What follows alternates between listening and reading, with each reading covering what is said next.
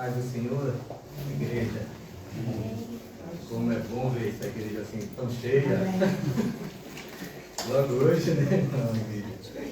A igreja. Deus sabe por quê? Que bom, muito bom.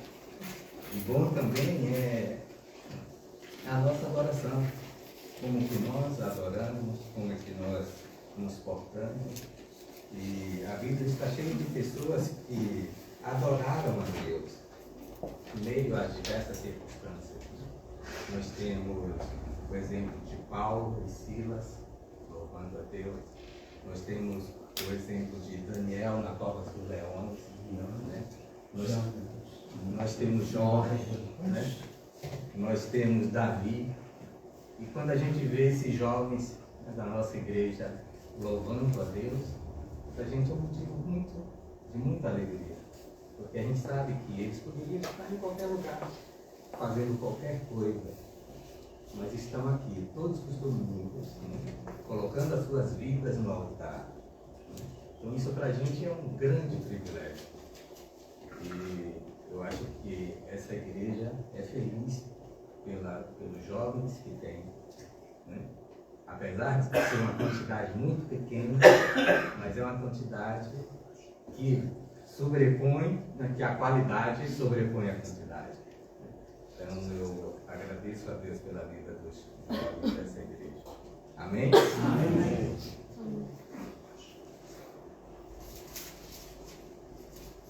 Eu quero agradecer a oportunidade de estar aqui nesse domingo,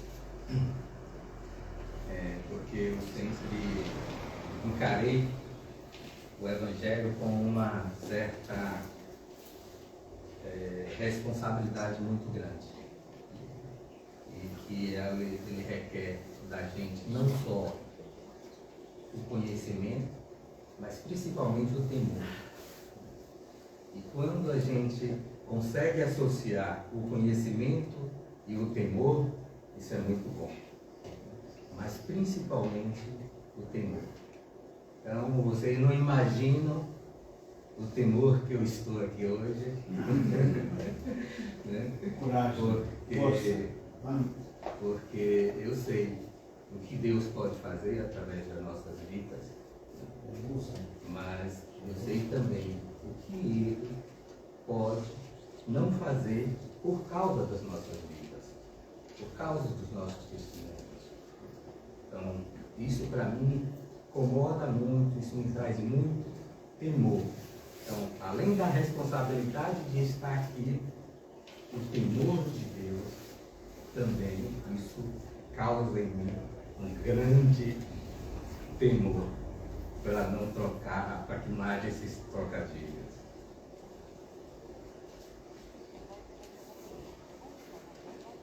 Há 2 semanas atrás, nós estivemos aqui com o pastor Givas, né? Givas José, e ele falou sobre o amor da igreja um pelos outros. E ele mencionou a epístola de Pedro 1, 22 e 25. E ele encerrou a palavra dele citando o texto que nós escolhemos para hoje. E a semana passada, e aí eu estava observando isso. 2 semanas atrás, o pastor Gibas. Semana passada, o pastor Moisés, usando o texto de 1 Coríntios 12, 27, ele falou sobre o corpo de Cristo. E a gente sabe quais são as qualidades necessárias para que a gente tenha o corpo de Cristo.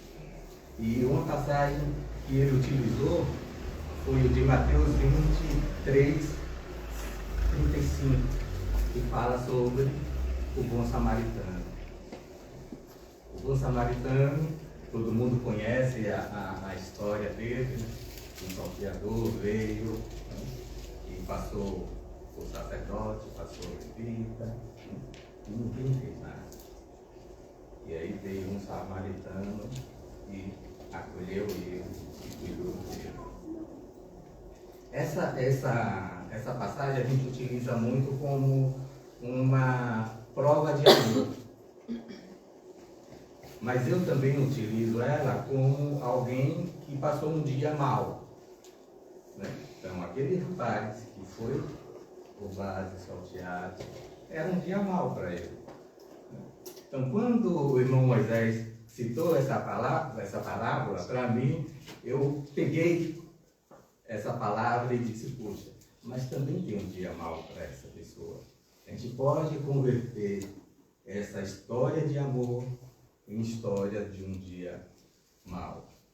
E aí, por isso, eu fiz essa referência e peguei essa palavra do irmão Moisés.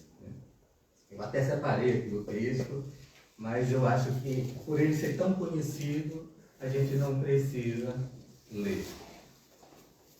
Hoje, portanto, né, nós vamos falar sobre aquele dia difícil na vida do cristão, que chega para todo mundo. Infelizmente, é um dia que chega para todo mundo. Aquele dia da dificuldade, aquele dia em que nós enfrentamos dores, sacrifícios, né? E nesse contexto, também na semana passada, o pastor Moisés fez referência a esse dia, citando uma passagem, um dizer dele que me marcou muito. Que se eu tivesse ouvido só aquela parte da mensagem, eu já estaria sendo abençoado. Ele disse que a igreja do Senhor, ela é marcada pelo amor. E aí, quando ele disse aquilo, eu disse, verdade. Né? Sem o amor, o evangelho não é nada.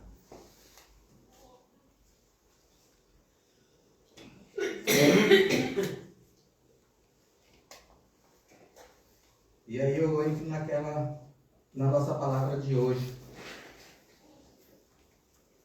O que o cristão deve fazer no dia mau, diante do dia mau? E para isso a gente vai abrir as nossas Bíblias no livro de Filipenses.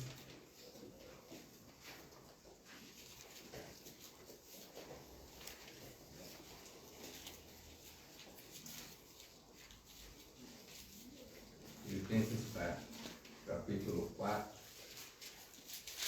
Essa semana esses dias nós estamos estudando muito o apóstolo Paulo. Não é isso, irmão? Moisés. Ontem mesmo nós tivemos uma aula de Romanos no grupo familiar do irmão, do pastor Moisés, que foi muitamente profundo. Né? Então, e os últimos textos dessa igreja foram baseados em Romanos. Então, hoje a gente vai continuar falando sobre Romanos 4, de 6 e 7. Filipenses 4, de 6 a 7.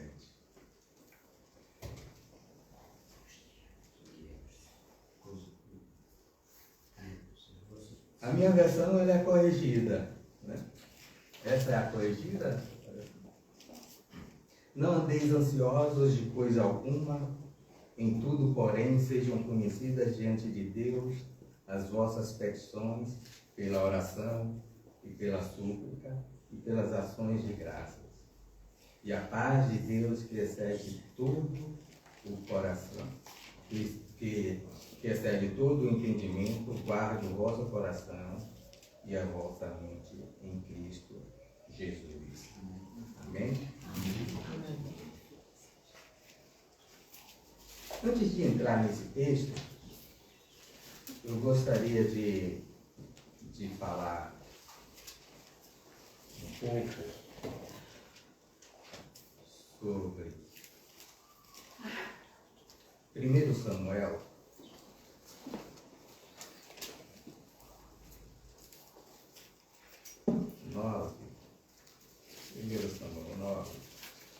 onde ele fala da oração de Ana. Hoje é o dia das mães, né? E o melhor presente que eu podia dar para minha mãe O Brasil é hoje. Aqui também, né? Então, o maior presente que eu poderia dar para minha mãe é esse. Estar aqui hoje, na casa de Deus, falando do amor de Deus. Eu não poderia perder essa oportunidade de falar isso. E a gente sabe que ser mãe é uma missão dada por Deus. E a gente observa bem isso no livro de 1 Samuel, no capítulo 9, principalmente no capítulo 9, no versículo 9 a 18, onde Ana se coloca diante de Deus, chorando, porque ela não pode ser mãe. E aqui nós temos várias mães, correto? Quem são mães aqui? Poderia ficar de pé para a gente visualizar melhor? E aí eu gostaria de quebrar um pouquinho o protocolo e chamar o pastor Moisés aqui para orar por nossas mães. E nessa oração colocar a vida de minha mãe também, que hoje ela não está bem de saúde, mas, como eu disse anteriormente, seria um grande presente ela me ver hoje aqui nessa igreja. Privilégio, Senhor. Que privilégio ter mães que oram pelos seus filhos. Que privilégio sermos criados por mães que se dedicaram, que deram a vida e que dão a vida pelos seus filhos. Eu agradeço pela minha mãe, que já partiu, já está contigo. E agradeço, Senhor, por cada mãe aqui que ama a sua casa, que cuida da sua casa, que ora pelos seus filhos. Senhor, Tu conheces a dificuldade de cada uma delas, Senhor. Cada uma tem uma história, cada uma vive um drama, uma luta, mas o Senhor tem sido bondoso. E eu te peço, Senhor, que Tu possas estar com cada uma dessas mães, lhes dando sabedoria, unção, graça, e que nunca venham desistir de orar pelos seus filhos. Senhor, muito obrigado pela nossa igreja. Obrigado por essas mães que nós temos aqui.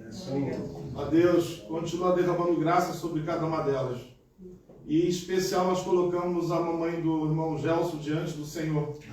Ó Deus, que Tu possas estar ali ajudando, ministrando graça. Ó Deus, afofando a cama nesse momento de luta, de enfermidade. Tu possas estar com ela e dando a ela saúde, restabelecendo a saúde. Ó Deus, que o Teu servo ela ainda possa ter esse privilégio de ver ao vivo o Teu servo ministrando a palavra, Senhor.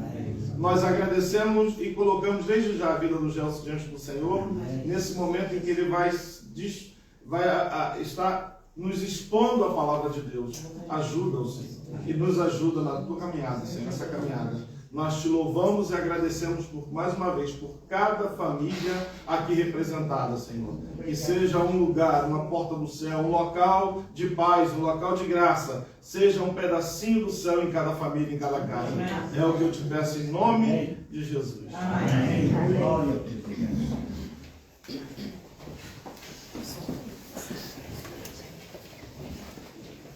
O dia mau, o dia que chega a todos.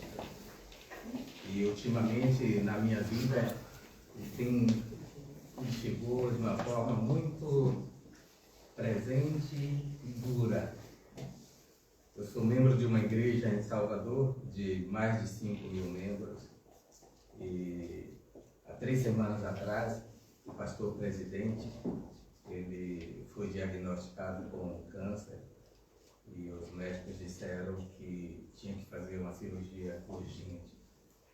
Aí no domingo, o dia que ele está na casa do Senhor pregando, ele estava em um leito sendo operado. Hoje, antes de vir para aqui, eu já assistia à pregação da igreja e ele estava pregando e contando os testemunhos dele. Eu tenho um outro amigo, pastor em Salvador, que faz comigo um podcast também, a semana passada, teve que ser internado às pressas. Então, o dia mau chega a todo mundo, né? Indireto ou indiretamente. Como eu falei a minha mãe tem 3 anos que teve um primeiro derrame, ficou paralisada de um lado, quando estava melhorando, teve outro derrame, depois teve outro, e praticamente toda semana tem um derrame, né? Praticamente vegeta na cama. E aí a gente fica perguntando por quê. Aí a gente vai para a palavra de Deus e na palavra de Deus diz: olha, no mundo vocês terão aflições. Em momento nenhum diz: no mundo vocês não terão aflição. Mas tende bom ânimo. O próprio Paulo, que nós tanto pregamos aqui, né, nesses últimos dias, ele passou por aflições. E ontem nós discutimos isso, né, o motivo das aflições de Paulo, né, e chegamos a várias conclusões, mas Paulo mesmo, quando ele estava naquele momento desesperado, ele chegou não diante de Pedro e de João, que eram os líderes da igreja, mas sim diante do dono da igreja. E questionou a ele. E aí, a resposta que ele teve foi: Paulo, a minha graça te basta. E aí ele diz: mas Senhor, eu tenho um espinho na carne. Ele: sim, eu sei, foi eu que coloquei. A minha graça te basta, porque o meu poder se aperfeiçoa na tua fraqueza. Então aí a gente começa, a gente não vai aqui dizer que a gente vai se alegrar quando a gente chega no dia mau, mas faz parte da vida do crente o dia mau. Infelizmente faz parte, eu posso dizer assim, porque é muito doloroso, é muito triste. Essa última semana eu estive, até em virtude da incumbência que eu tive, uma relação mais próxima com Deus. E na segunda eu acordei vibrando. Na terça eu acordei vibrando. Na quarta eu acordei totalmente arrasado. Na quinta, totalmente arrasado. Na sexta, totalmente arrasado. Aí eu vou para o joelho e digo: por que isso, Deus? Poxa, essa semana, a minha devocional que eu faço durante a noite, eu estou fazendo durante a manhã e durante a noite. E por quê? E aí ele diz: a minha graça te basta, porque o meu poder se aperfeiçoa na tua fraqueza. Mas é fácil entender isso? Não é. Não é mesmo. Né? Como é que a gente pode ter ânimo diante de um resultado de um câncer terminal, como eu tive há 13 anos atrás? Minha esposa, em plena flor da idade, cheia de projetos, né? Tem um diagnóstico de 3 meses de vida. Aí você olha assim: poxa, como é que você vai falar isso para ela? Como é que você vai contar isso para sua filha? Aí a filha chega para você e começa a questionar, né? Falar: poxa, por que Deus permite isso? E a gente fica sem palavras. A gente fica sem reação.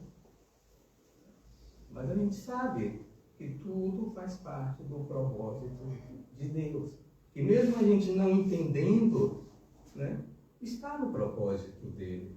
Porque a Bíblia diz que ele controla todas as coisas. Nem um fio de cabelo cai da minha cabeça, né? Sem a permissão dele. E ele diz, olha, eu cuido dos passarinhos, dos pardais, ainda mais de vocês. Né? Mas a gente tem todas essas palavras, mas quando vem um dia mau, a gente não consegue absorver isso. Então foi uma luta muito grande, né? Minha, de minha filha. A minha esposa já teve um comportamento totalmente diferente. Ela diz, olha, Gelson, eu sei o Deus que eu sirvo, né?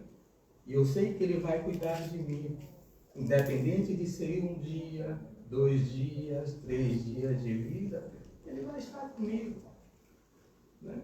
A minha preocupação é só essa preocupação material de como é que vai viver minha filha, como é que... Aí ela falava até, dizendo, olha, com você eu não me preocupo, né? Porque eu sei que eu morrendo hoje, amanhã você já vai estar com outra. Né? Isso já faz 13 anos e eu ainda estou solteiro. Né? Mas a minha preocupação é com a minha filha. Mas eu sei que Deus também está cuidando dela. Então, aí você vem para o outro lado, você vê um pastor totalmente entregue à causa. A nossa igreja tem mais de 50 projetos espalhados na Bahia. Então, é uma loucura lá. Nós somos mais de 500 membros e cada membro está envolvido em algo missionário. Nós temos missionários em todo o mundo. Então, o pastor é aquele homem consagrado, aquele homem temente a Deus. E chega numa quarta-feira, tem um diagnóstico e o médico diz, olha, tem que operar de urgência. Aí ele disse, olha, mas eu estou no meio de um seminário de Summit, é um seminário de empresários. Termina no sábado, eu posso me operar no domingo. Aí o médico diz, ok, então domingo você está sendo operado. E aí a gente vê a providência de Deus, até através do que ele conta do testemunho dele. Isso edificou muito a igreja, tem edificado muito a igreja, mas tem que se passar pelo dia mau. O dia mau está presente, o que a gente queira ou não queira, mas está presente nas nossas vidas. E qual deve ser a atitude do crente nesse dia mau? A resposta está aqui em Filipenses. Vamos ver as respostas? A resposta em Filipenses 6. Não andeis ansiosos de coisa alguma, porém, assim conhecidas diante de Deus as vossas petições. Primeiro, a gente tem que tornar nossas petições conhecidas diante de Deus. Através de quê? Da oração, da súplica e das ações de graça. O pastor Givas, há 2 semanas atrás, ele falou isso. E ele detalhou cada uma. O que é a oração, o que é a súplica e qual é a oração de graças. Né? E a paz de Deus, que excede todo o entendimento, guardará o vosso coração e a vossa mente em Cristo Jesus. Aqui Paulo destaca a necessidade de entregar todas as nossas preocupações a Deus através da oração. Não apenas com ações de petições, mas com um coração puro, grato e com fé. Então, esse tem sido o defeito da nossa igreja, das nossas igrejas. Não ter colocado os nossos desejos ao pé do Senhor, com corações, com súplicas e com ações de graça. A orientação nos lembra que, independente das circunstâncias, devemos manter uma atitude de gratidão e confiança em Deus. Não andeis ansiosos, porque você tem um Deus que controla todo o universo. Você tem um Deus que conhece o seu coração. Ele sabe tudo. Ele sabe o que você precisa, o que você não precisa, o que você quer, o que você não quer. Você tem um Deus que pode todas as coisas. Você tem um Deus que conhece seu limite. Ele diz que não seremos provados além das nossas forças. 1 Coríntios 10, 12, ele promete isso. Ele diz, olha, vocês não serão provados além das forças de vocês. Então, tem de bom ânimo. Não andeis ansiosos é Deus nos falando todo o tempo que Ele não falha. E pior, Ele nem chega atrasado. Então, nosso Deus, Ele não falha. Nosso Deus, Ele nunca vai nem chegar atrasado. Tem lá um pastor no Brasil, que eu acompanho muito, que ele fala que o primeiro crente que chega na igreja, Deus já estava lá. Quando o crente sai da igreja, ele ainda está na igreja. E ele diz, olha, Deus nunca chega atrasado, em nenhum culto, em nenhuma reunião. Então, por quê? Por que nós ficamos tão ansiosos, tão preocupados com o nosso dia a dia? O dia da manhã, o Senhor caberá.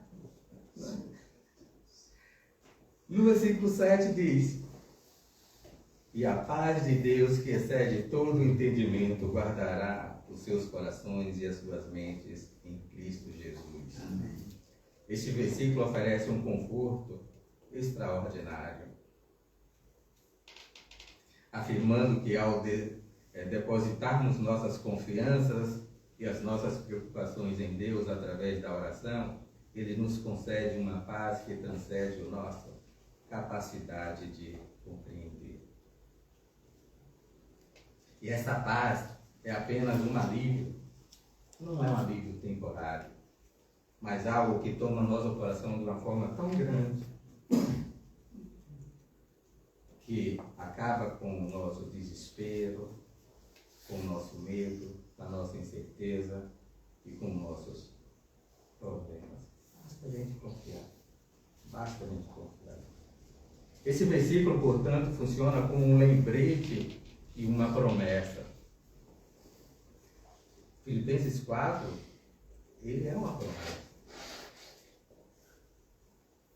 Ele nos encoraja a cultivar uma relação mais profunda com Deus, confiando nele em todos os aspectos da nossa vida e encontrando a sua presença, a paz que temos que buscamos. Essa passagem que desafia a mudar a nossa perspectiva em relação às preocupações diárias, incentiva-nos a focar na fé e na gratidão, sabendo que Deus cuida de nós e que a sua paz está sempre ao nosso alcance. 3 pontos para a gente refletir sobre. O tempo já está. 3 pontos para a gente refletir aqui de uma maneira bem rápida sobre Filipenses. A primeira coisa, ele exorta a ansiedade. Primeiro, porque é pecado. Então ele diz, Paulo não apresenta conselho e evita ansiedade, mas também oferece um meio prático para alcançar e lutar contra a ansiedade, a oração. Se você está ansioso, ore. O remédio para a ansiedade é a oração. Não vamos entrar naquelas pessoas que precisam de tratamento médico, que aí vai precisar do apoio médico, vai ter que ser medicado, mas o cristão, geralmente, quando está ansioso, ele deve buscar a oração. É o suficiente. Através da oração, da súplica e do louvor, somos convidados a confiar nossas preocupações e necessidades a Deus, cultivando um relacionamento de confiança e dependência nele. Então, através da oração, a gente confia em Deus. E aí, o fruto dessa ansiedade é um descanso, é uma paz. Quando fazemos um pedido, agora a grande questão é que quando a gente faz um pedido a Deus, a gente quer a resposta imediata. Tem pedidos que a gente tem a resposta imediata. Eu vejo muito nas redes sociais testemunhos de pessoas que dizem: olha Deus, eu quero uma prova de que tu está ouvindo a minha oração agora. A pessoa tem, né? Mas tem aquela oração que leva 1 mês, 2 meses, 3 meses, 1 ano, 2 anos, 10 anos. A de Caleb. Quanto tempo Caleb ficou esperando a bênção dele? O Caleb no tempo de Moisés? 45 anos. 45 anos Caleb esperou. Aí ele disse: não, Moisés, eu estou pronto. Pode vir, pode me dar, que a bênção é minha. Né? Então, quanto tempo a gente consegue pedir a Deus aquele emprego que a gente quer? Quanto tempo a gente consegue esperar em Deus aquele namoro que a gente quer? Quanto tempo a gente espera em Deus aquela cura, aquele milagre? E aí muitas vezes a gente procura dar o nosso jeitinho, né? E aí Deus diz: não faça isso não. Não faça. Eu estou lembrando agora eu não sei se é ele. Se não for, os irmãos me corrijam. Do rei Josafá, que o profeta chegou e disse a ele: põe a tua casa em ordem. Oi? Ezequias, né? Põe a tua casa em ordem, porque você vai morrer. E aí ele clamou a Deus.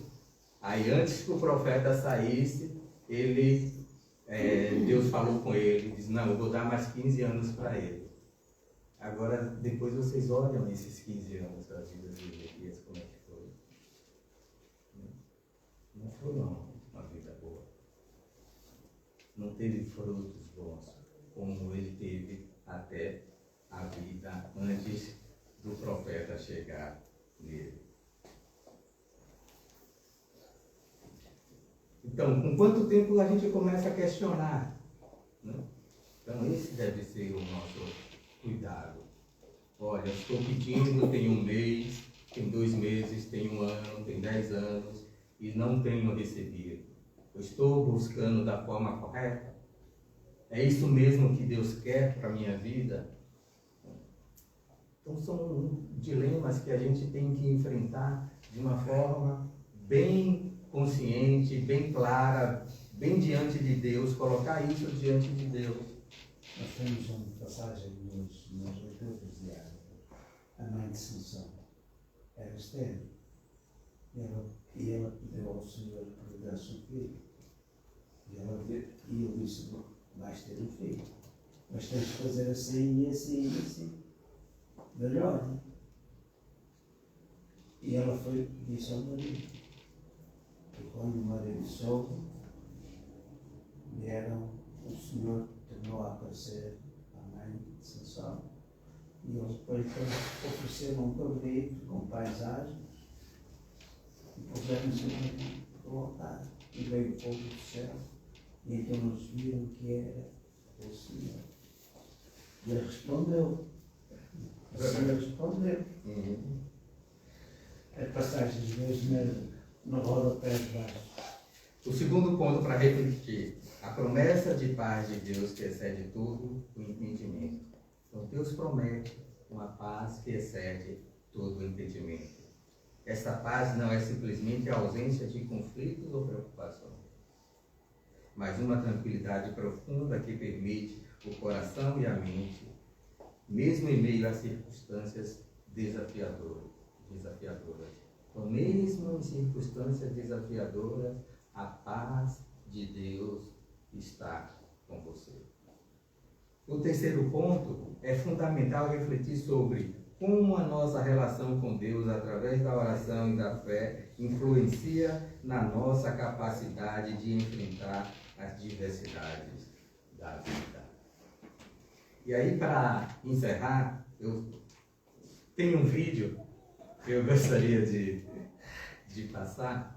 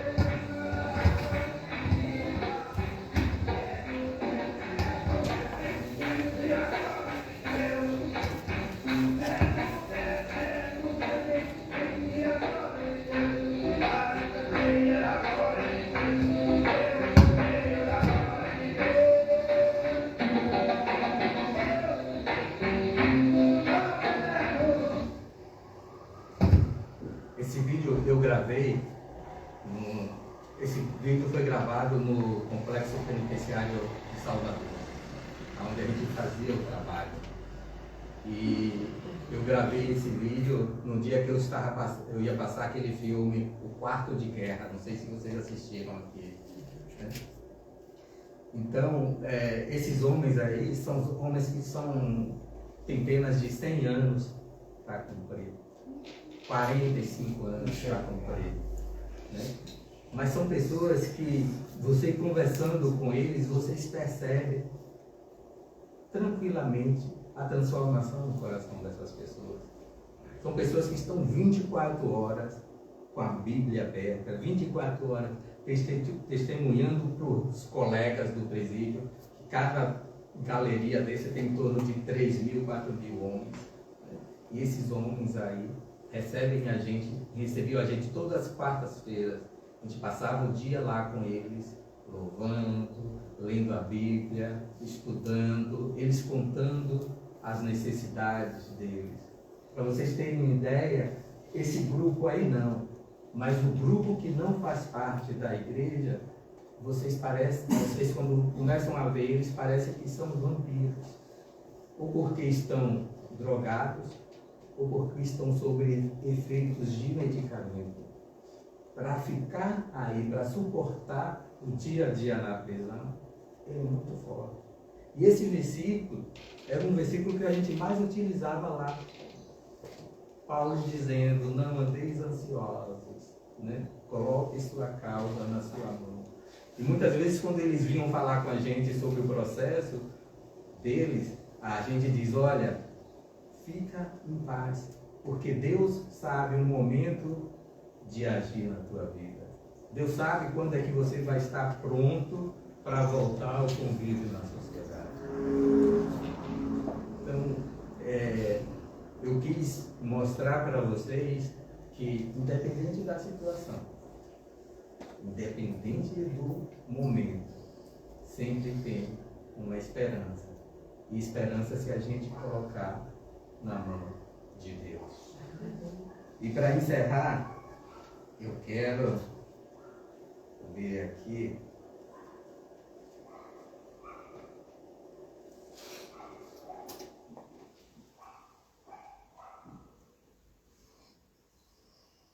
Salmo 23, onde Davi orou. Não precisam abrir, é só uma reflexão que eu achei muito interessante. Davi fala: o Senhor é meu pastor, nada me faltará. Aí, para encerrar, eu quero convidar você a ver a profundidade dessa declaração. Davi diz: o Senhor. Mais ninguém. O Senhor. O Deus, o Altíssimo, o Soberano, o Todo-Poderoso, é o Senhor. Aí Davi diz: Ele não ousou dizer ele era ou ele foi. Ele diz: o meu Senhor. Presente, constante, fiel, justo, amoroso. O Senhor é meu, ele diz meu. Ele toma posse. Ele diz: o Senhor é meu. Ele declara com autoridade sobre sua vida: o Senhor, o Todo-Poderoso, é meu pastor, meu amigo, meu provedor, meu protetor, meu defensor, meu pastor. Nada me faltará. Meus queridos, eu não sei o que está passando na sua vida. Eu contei aqui parte do que eu estou vivendo. Um momento de ansiedade, e ainda bateu que na quarta-feira eu ainda estarei lá no AIMA para ver essa questão da imigração. Mas o que eu posso garantir é que, se você fizer como Davi, tomar posse, ele é o meu pastor. Porque a promessa no Salmo 23:1 é: o Senhor é meu pastor, vírgula, nada me faltará. Então tome posse. Tome posse, acredite. E Filipenses 3, ou Filipenses 4, vai ser cumprido em sua vida. Amém? Amém. Que Deus abençoe a vida de cada um. Amém. Que Deus dê uma semana maravilhosa para cada um de vocês. E que Deus continue agindo na minha vida. Amém.